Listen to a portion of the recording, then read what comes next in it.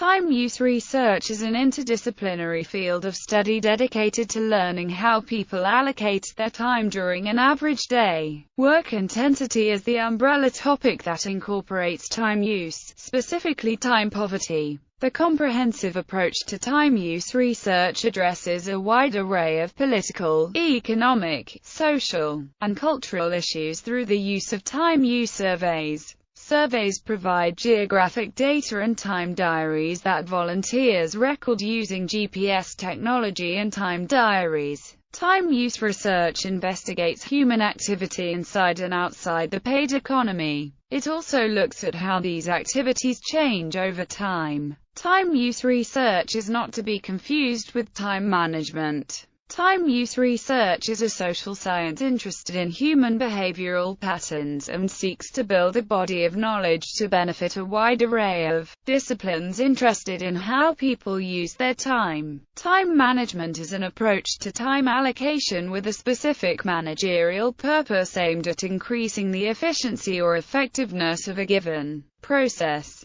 Questions relating to time use research arise in most professional and academic disciplines, notably urban planning and urban design, transportation planning, social work, recreation and active living, information technology, feminist economics. Categories of time. Time use researcher Dagfinn Ayes classifies time into four meaningful categories: contracted time, committed time, necessary time, and free time. Contracted time refers to the time a person allocates toward an agreement to work or study. When a person is using contracted time to commute, this person understands that this travel time is directly related to paid work or study, and any break in this commute time directly affects job or school-related performance. Committed time, like contracted time, takes priority over necessary and free time because it is viewed as productive work.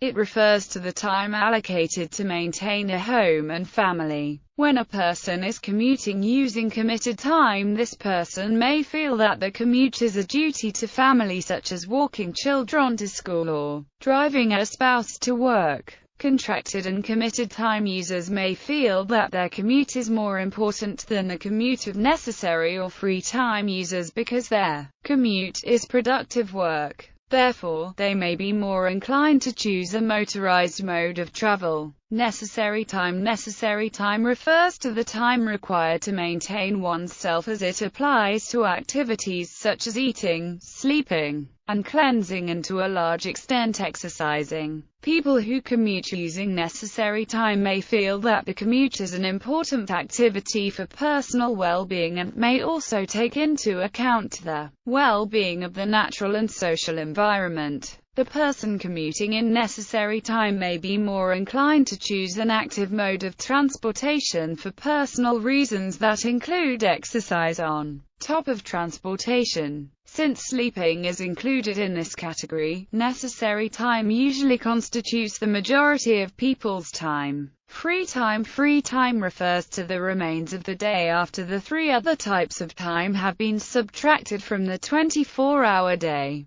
This type of time is not necessarily discretionary time, as the term free time may imply, because people tend to plan activities in advance and creating committed free time in lieu of discretionary time. People who commute using free time are more apt to view the commute as a recreational activity. Commuting in free time provides the greatest gains for social capital because the person commuting in free time is more likely to slow down or stop the commute at his discretion to undertake another activity or engage in social interaction. He or she may also view the commute as part of his destination activity to which he has gladly committed his or her free time. Primary versus secondary time. The distinction between primary and secondary time is a way to include activities when multitasking. Activities that take place at the same time are separated into primary and secondary categories based on priority assigned to each, with the activity with the highest priority considered to be the primary.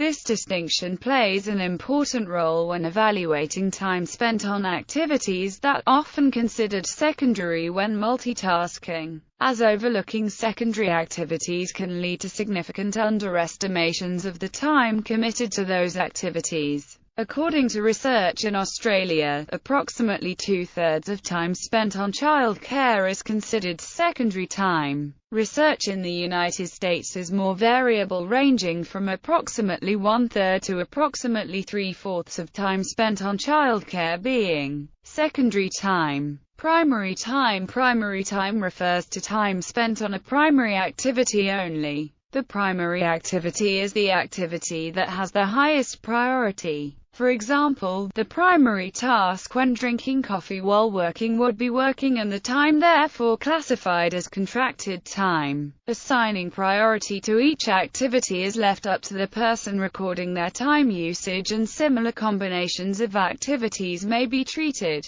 differently under different circumstances. While eating in front of a television, both eating and watching TV could be considered the primary activity depending on the circumstances. Secondary time. Secondary time is the time spent on secondary or side activities. When drinking coffee while working, drinking coffee would be the secondary activity and would be considered necessary time even though the primary activity, working, would be classified as contracted time. Unlike primary time, secondary time does not necessarily add up to 24 hours each day because there may not always be a secondary activity. It is also important to note that including secondary time may make it appear that a person spends more than 24 hours a day on activities due to the overlapping nature of primary and secondary time. Journals. Electronic International Journal of Time Use Research.